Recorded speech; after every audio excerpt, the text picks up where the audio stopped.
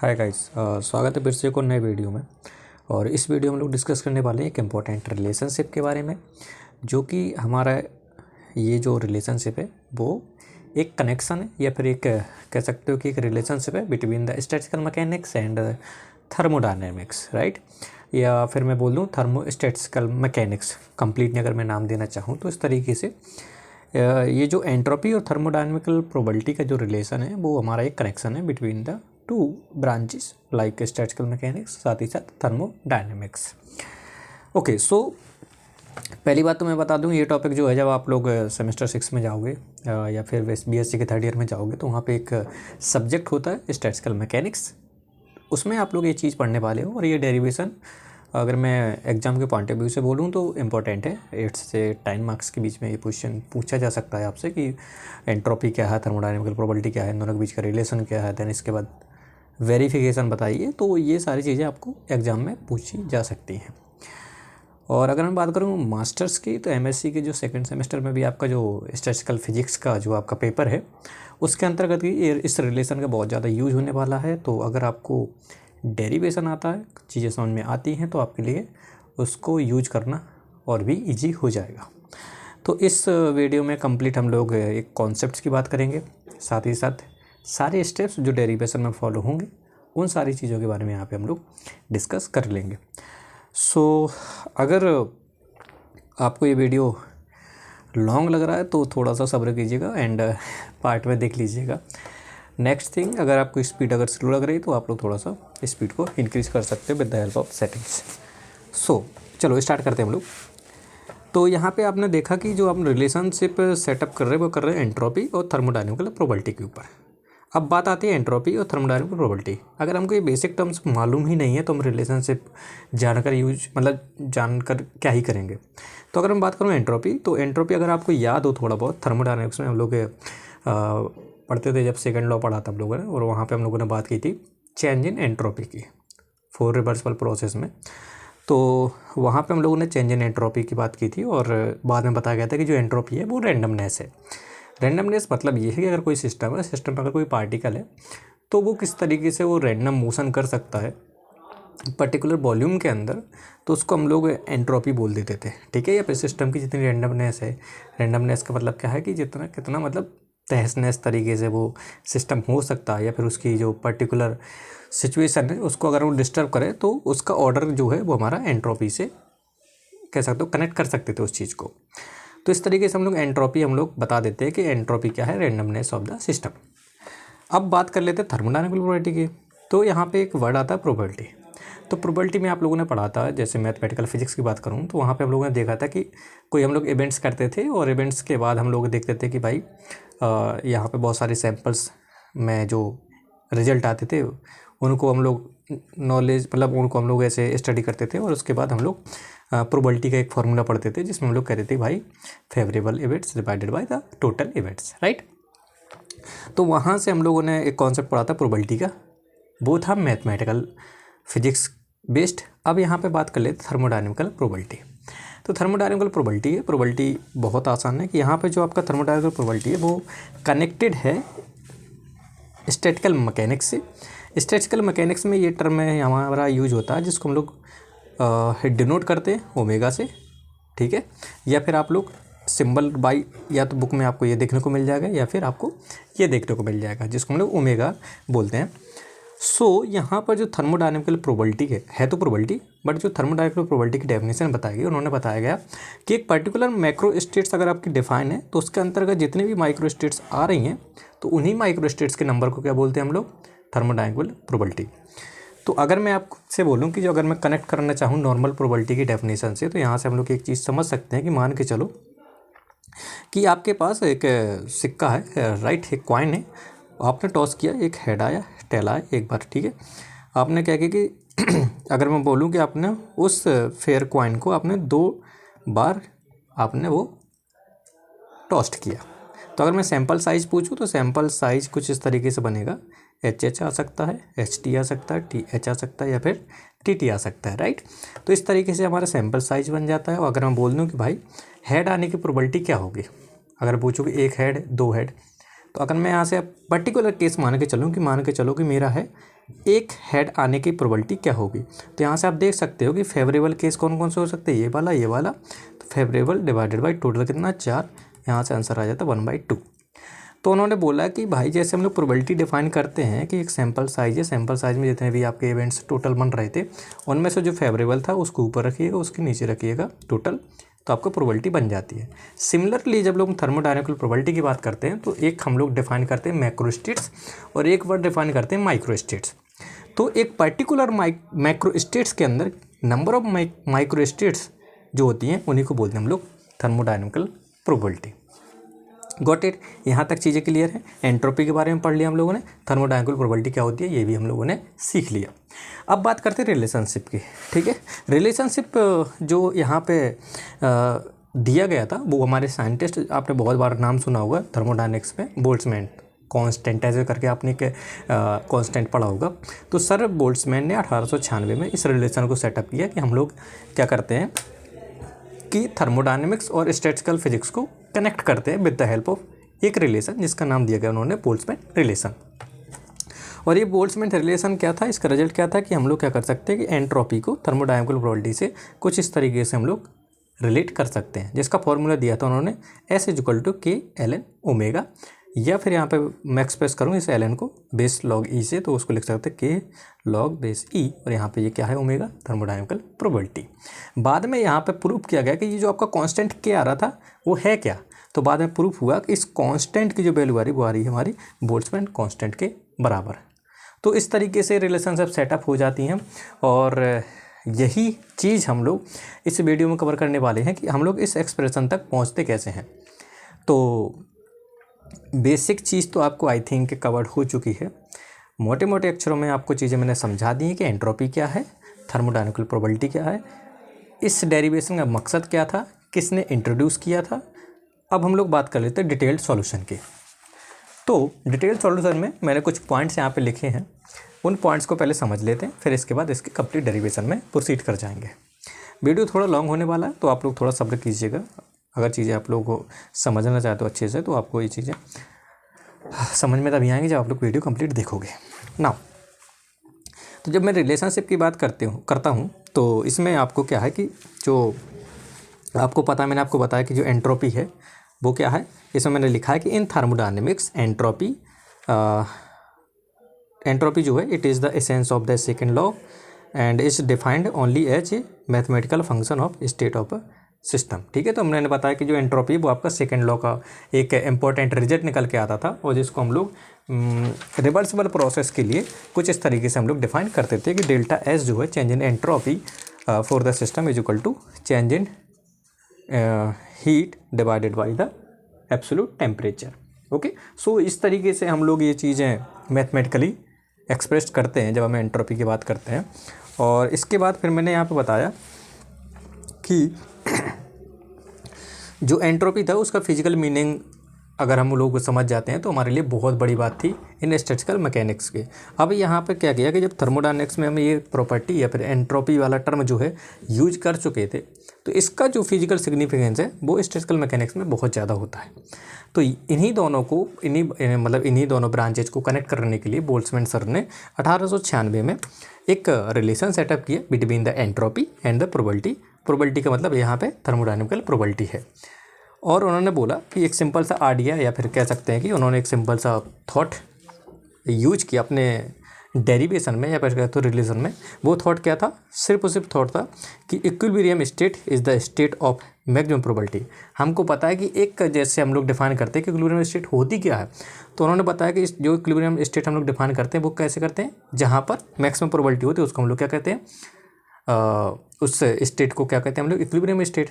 Obviously जब equilibrium state आती है किसी सिस्टम की तो वहाँ पर हम लोग डिफाइन करते हैं कि मैक्सिमम प्रोबेबिलिटी है अगर किसी स्टेट की, तो वो हमारी स्टेट है इक्विलिब्रियम स्टेट। तो उन्होंने यही कॉन्सेप्ट थर्मोडायनेमिक्स में लगाया। तो कैसे लगाया, उन्होंने बोला कि from thermodynamics point of view equilibrium state को हम लोग कुछ इस तरीके से डिफाइन करते हैं, कैसे कि equilibrium state is the state of maximum entropy. जिस सिस्टम मतलब अगर मैं किसी सिस्टम की बात कर रहा हूँ और पर्टिकुलर एक स्टेट ऐसी आती है जिसके करस्पॉन्डिंग एंट्रोपी की वैल्यू बहुत ज़्यादा है, डिसऑर्डरनेस बहुत ज़्यादा है, एंट्रोपी एस की वैल्यू बहुत ज़्यादा है, उस स्टेट को हम लोग बोलते हैं इक्विलिब्रियम स्टेट। ये था हमारा थर्मोडायनेमिक्स के पॉइंट ऑफ व्यू से।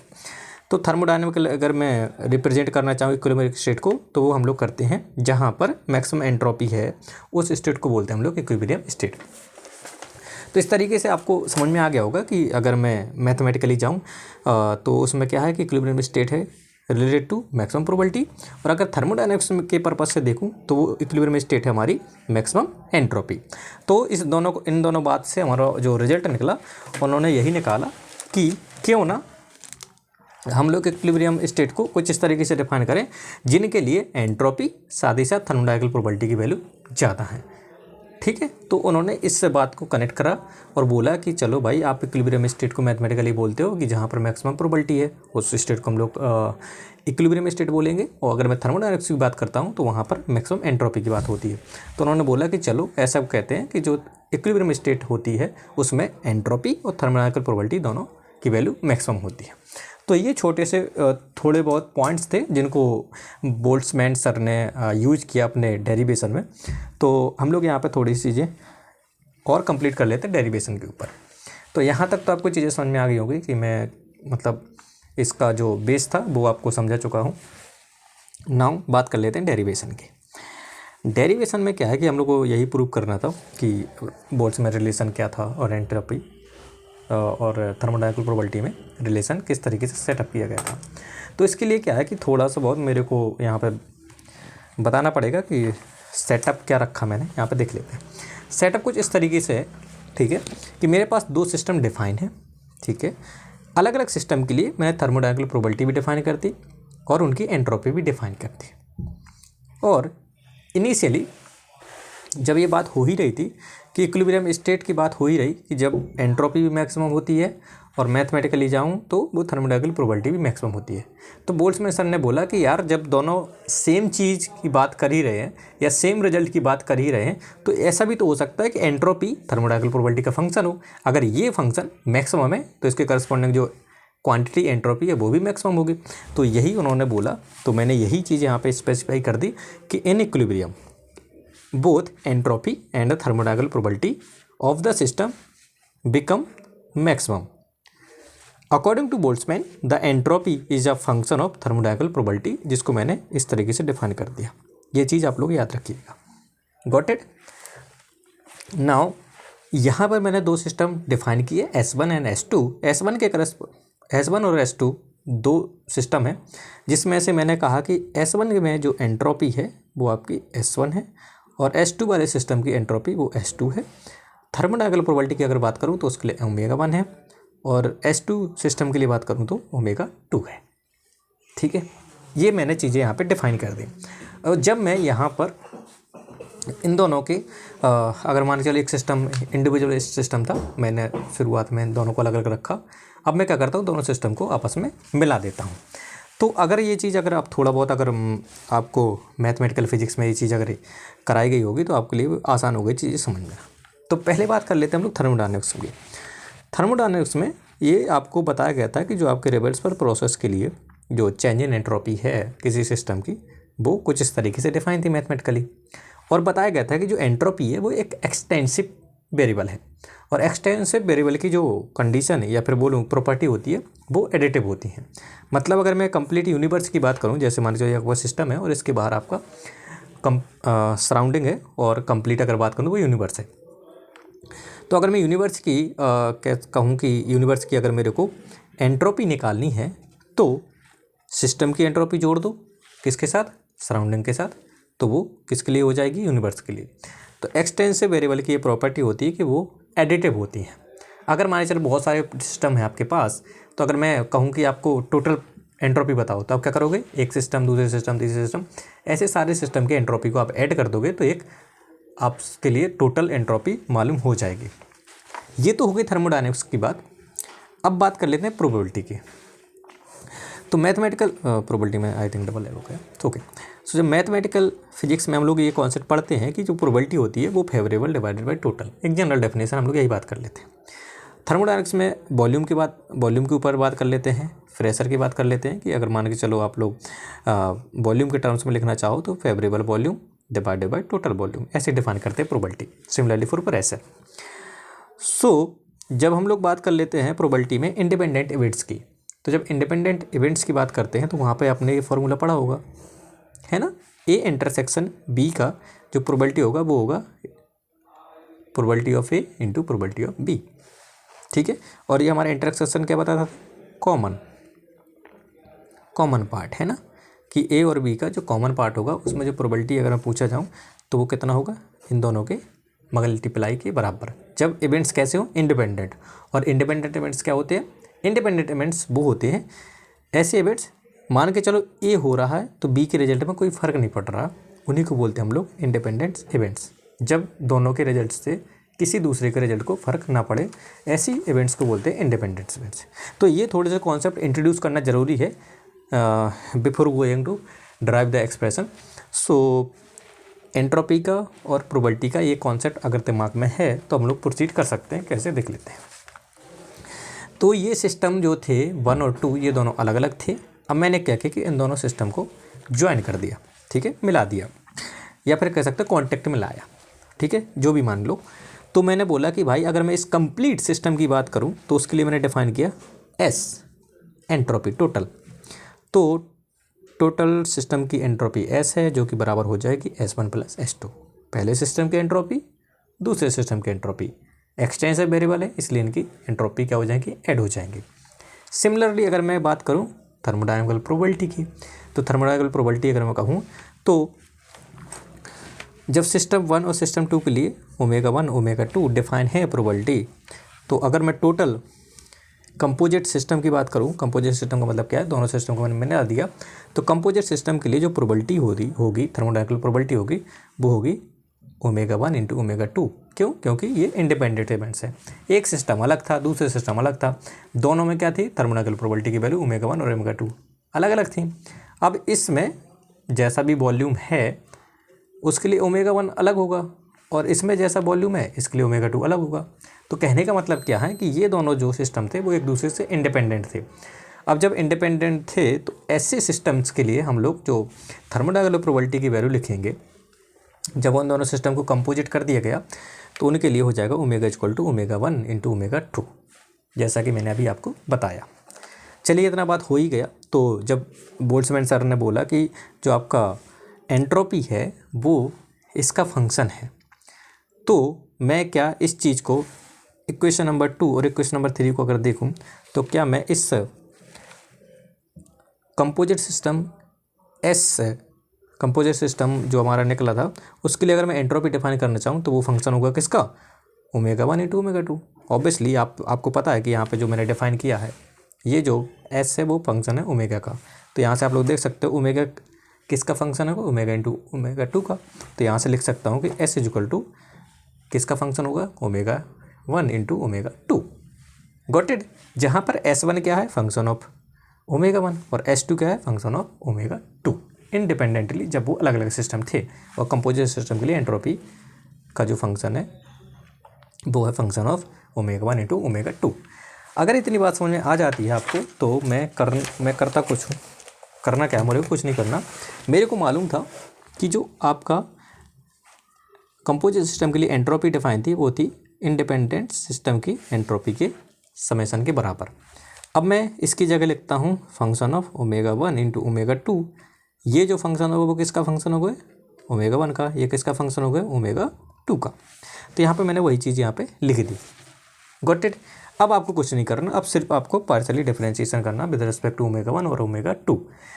तो आपको पता है ये जो फंक्शन है वो आपका ω1 × ω2 का फंक्शन है। Got it. ये आपका ω1 का, ये आपका ω2 का। अब मैं क्या करता हूँ, ω1 के रिस्पेक्ट में इसको पार्शियली डिफरेंशिएट करता हूँ, कीपिंग ω2 कांस्टेंट। ये पार्शियल डिफरेंशिएशन आपने पढ़ा होगा ग्रेजुएशन में।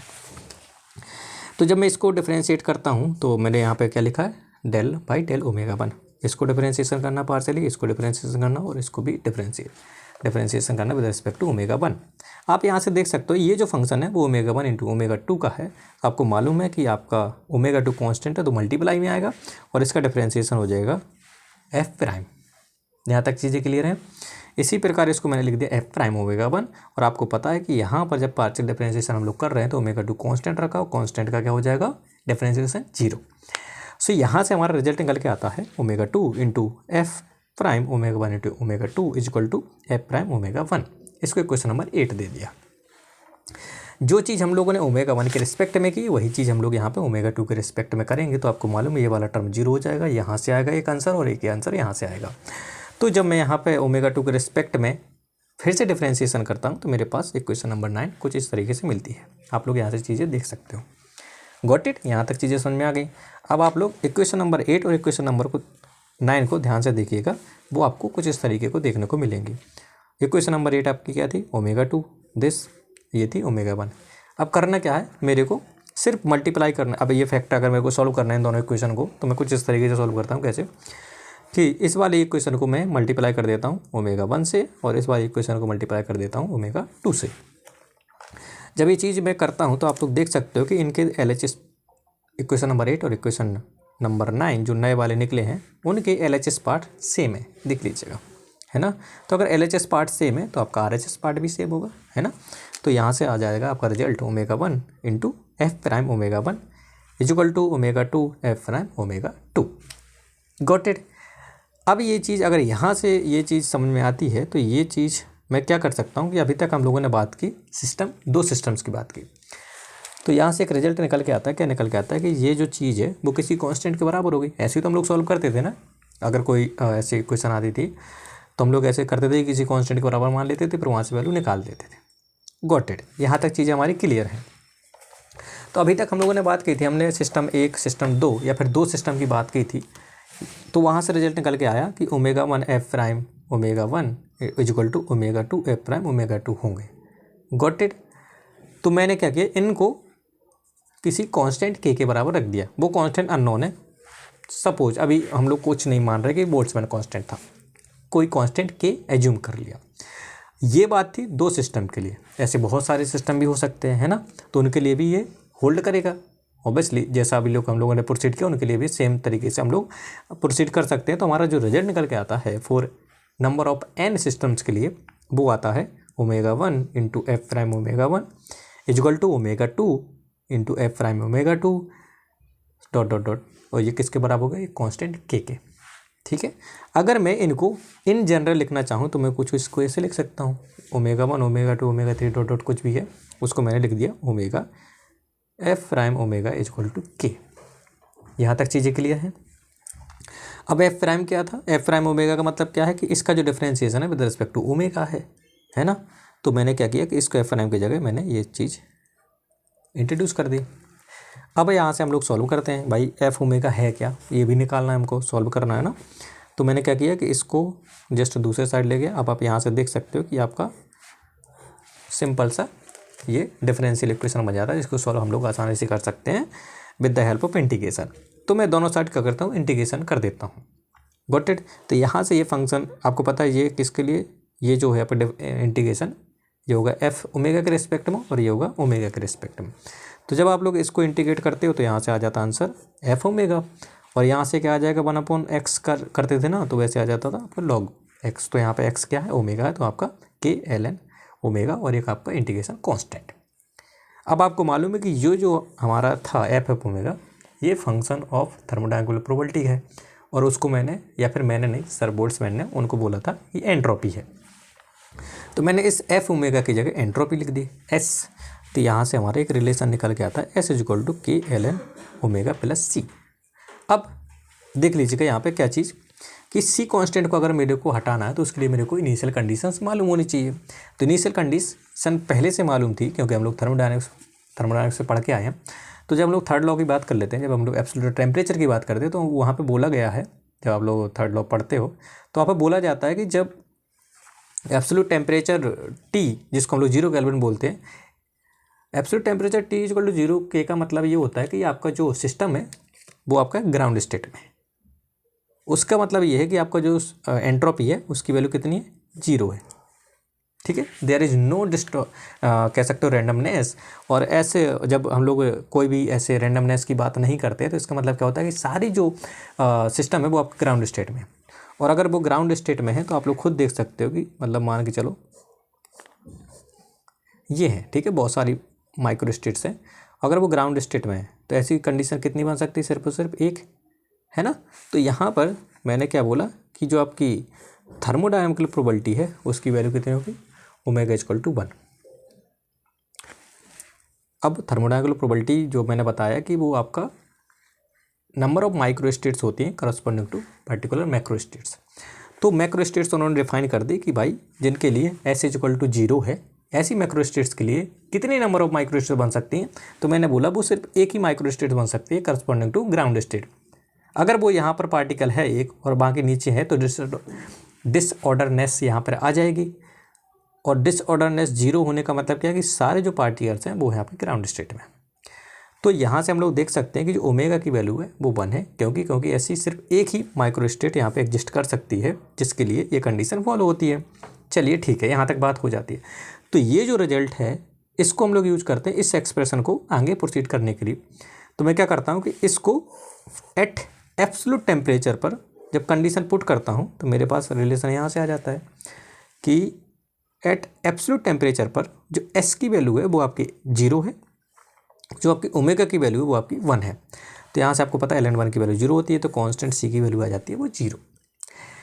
तो जब मैं यहाँ पे 0 पुट करता हूँ तो यहाँ से जो आपका रिलेशन निकल के आता है वो आपका कुछ इस तरीके से निकल के आता है, और इसी को बोलते हैं हम लोग बोल्ट्जमैन रिलेशन। और यही हमारा relationship between entropy and the thermodynamical probability. और या फिर बोल सकते हो कि अगर कोई पूछे आपसे कि एक ऐसा रिलेशन बताइए जो थर्मोडायनामिक्स और स्टैटिकल मैकेनिक्स को कनेक्ट करता है, तो वो हमारा यही रिलेशन है। ये बहुत इंपॉर्टेंट रिलेशन है, ये आपको याद रखना। Got it. तो अभी के लिए इतना रखते हैं। ये बाद में वेरीफाई हुआ था कि ये जो के है वो आपका एक बोल्ट्जमैन कांस्टेंट निकल के आता है। इसकी जो वैल्यू है वो कांस्टेंट 1.38 × 10⁻23 की समथिंग, मतलब इस तरीके से वैल्यू हमारी आती है। तो वहाँ से वेरीफाई हो जाता है कि जो के है वो आपका बोल्ट्जमैन कांस्टेंट है। इसका वेरिफिकेशन हम लोग नेक्स्ट वीडियो में कवर कर लेंगे। अभी के लिए इतना रखते हैं। अगर कोई पार्ट समझ में नहीं आया तो आप चीज़ कमेंट बॉक्स में पुट कर सकते हो, बट इम्पॉर्टेंट है ये डेरिवेशन रिलेटेड टू एग्ज़ाम या फिर जो भी आपके आगे की चीज़ें होंगी। तो ये रिलेशन याद रखिएगा, और कैसे आया ये आपके एग्ज़ाम में पूछा जा सकता है 100%। तो आई होप समझ में आया होगा। बाकी अगर कोई डाउट होता तो आप लोग मेरे से डिस्कस कर सकते हो। Again thank you and all the best for tomorrow.